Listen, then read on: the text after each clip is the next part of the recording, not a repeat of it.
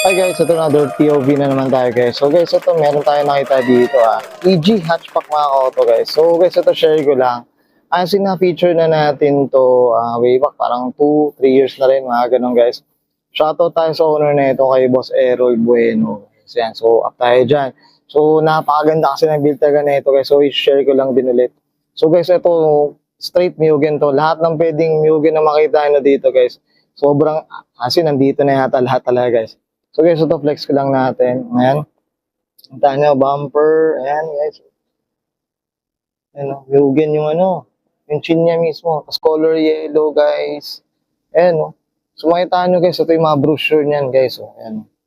Tingnan nyo yung magsa brochure. Ito guys, nakakabit sa kanya. Grabe o. Oh. Mali mo talaga. Up tayo dito kay Bossero. Tsaka yan o.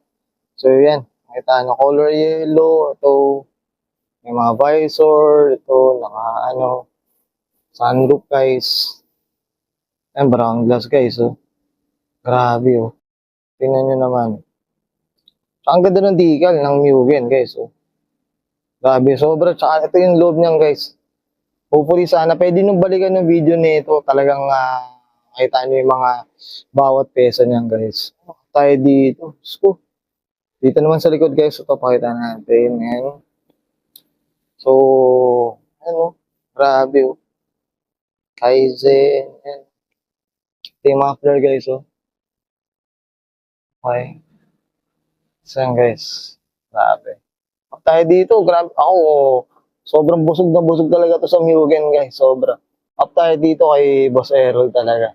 Hopefully sana ma-interview rin natin ulit. So yan, thank you.